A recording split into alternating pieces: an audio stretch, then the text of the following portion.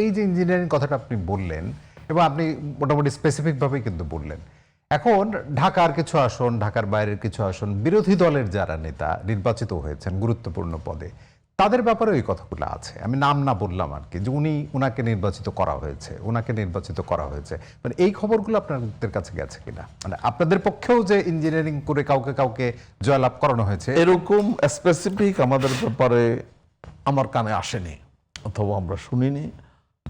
আর specific ঢাকার ব্যাপারে এরকম বলেছেন সেটাও আমি জানি না।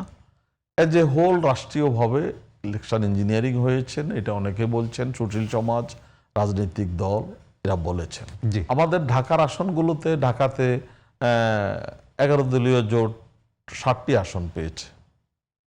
এটি অনেকের কাছে আশ্চর্যজনক এবং আরো অনেক আসন পেতাম বলে অনেকেই বলছেন। আমার মানে ইঞ্জিনিয়ারিং করার পরেও আপনার 7টা আসন পেয়েছেন।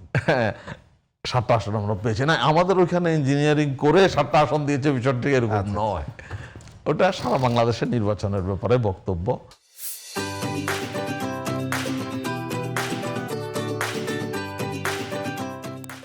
ওটা সারা বাংলাদেশের নির্বাচনের ব্যাপারে বক্তব্য।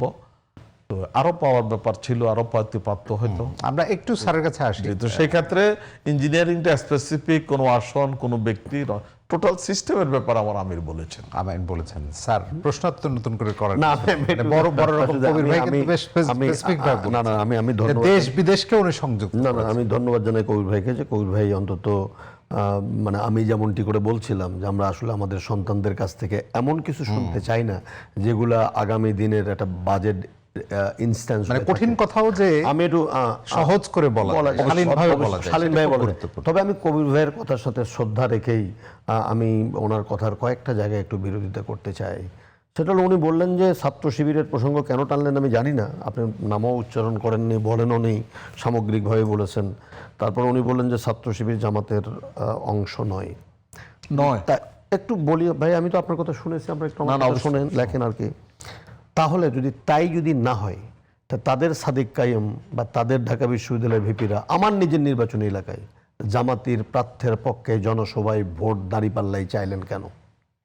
কেন নিয়ে গেলেন? এটা আপনার বোঝার জন্য ভাই নিশ্চয়ই ব্যাখ্যা ভাই মানে অস্বীকার করেন না, কিন্তু ব্যাখ্যাটাও না, দেন। আমি ব্যাখ্যাটা একটু জানতে চাই যে কেন, যে আমি তো অন্য কোনো সংগঠন তো গেল না, অন্য সংগঠনকে আমি নিলাম না, অ্যালাউ করলাম না, কিন্তু আমি ছাত্র শিবিরের প্যানেল থেকে নির্বাচিত ভিপিকে আমার নির্বাচনী এলাকায় বগুড়া 4-এ আমার যে থানা, যে উপজেলা নন্দীগ্রাম, সেই কলেজ মাঠে হিউজ একটা সমাবেশ করলেন, বক্তৃতা দিলেন, সারা বাংলাদেশে দিয়েছেন, সারা বাংলা এটা দিয়েছেন, এটা গেল একটা দিক।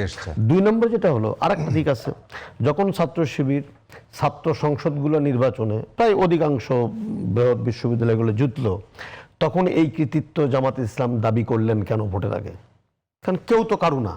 তা আপনার কৃতিত্ব, যেখানে আমরা কৃতিত্ব দেই না, মানুষের সমালোচনা করি, সেখানে এই কৃতিত্ব নিলেন কেন? এটা ভাই ব্যাখ্যা দিলে খুব ভালো হবে। এটা আমার কাছে একটা ধরনের স্ববিরোধিতা, যে আপনি ভালো কাজ করলে, ওই যে victory has 100 parents, defeat has none, যে আপনি ভালো কাজ করলে কৃতিত্ব আমার, আর মন্দ কাজ করলে আমি ওর ধারের কাছে নাই, এরকম কি না, এটা ভাই ক্লিয়ার করবেন আর কি। আর একটা যে জিনিস, দেখুন আপনি বারবার একটা কথা বলছেন, নাহিদ সাহেব বলেছেন যে 2 মাসে যত অজনপ্রিয় হয়ে গেছেন।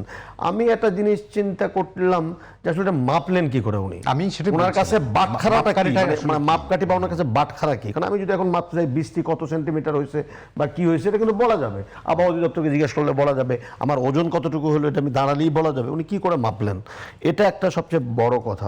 আর 2 নম্বর কথা, ভাই চমৎকার একটা কথা বলেছেন, যে সেটি হলো একটা দল মাত্র ক্ষমতায় আসছে, গঠনমূলক পলিটিক্সের কথা বলছেন। 5 বছর পরে সরকারকে উৎখাত করার দরকার নাই, কারণ সরকার যত অজনপ্রিয় হবে তত তো লাভ নাহিদ সাহেবদের এবং বিরোধী দলের। সামনে 5 বছর পরে একটা ফেয়ার নির্বাচন হবে। দেশের গণতান্ত্রিক ইতিহাসে দলীয় সরকারের অধীনে কোনো নির্বাচন সুষ্ঠু হওয়ার নজির নাই। তাহলে আমাদের আগামী 4 বছর পরে যে নির্বাচনটা হবে, সেই নির্বাচনটা অ্যাবসলিউটলি এমন একটি সরকারের অধীনে হবে যেটি দলীয় সরকার নয়। তাহলে নির্বাচন সুষ্ঠু হবে। তো নির্বাচন সুষ্ঠু হলে তো ওনাদের ক্ষমতায় যাওয়ার পথটা সুগম হবে, কিন্তু সেটি পর্যন্ত অপেক্ষা তো করতে হবে যদি আপনি সুষ্ঠু গণতন্ত্র চর্চা করতে চান। সুষ্ঠু গণতন্ত্র, কিন্তু দেখেন একটা মানে যোগদান অনুষ্ঠানে বললো ধাক্কা দিলেই সরকার পড়ে যাবে। আরে ভাই, ধাক্কা ধাক্কি তো গত 18 বছরে শুনলাম। এই ধাক্কা ধাক্কি করতে দিয়ে কি হলো?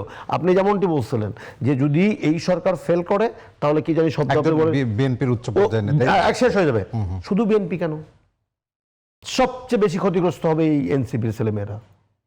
এই সরকার ফেল করে আর এই ফ্যাসিস্ট সরকারের যদি সহকর্মী সহযোগীরা যদি ক্ষমতায় ফিরে আসে, তো বিএনপির চেয়ে হাজার গুণ তোপের মুখে থাকবে কিন্তু এই ছাত্র বন্ধুরা। কারণ তারাই দাবি করে যে 24-এর জুলাইয়ের সকল কিস্তি তো তাদের।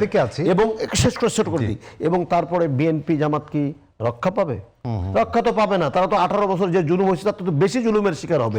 অতএব এই তিনটি পক্ষ কিন্তু 24-এর পক্ষভুক্ত শক্তি, যারা 18 বছর লড়াই সংগ্রাম করে আজকের এই বিজয় সুতরাং সেই ঐক্যের জায়গাটা সেই জায়গা থেকে সঠিক রাজনীতি করবে। অনেক কথা আসলে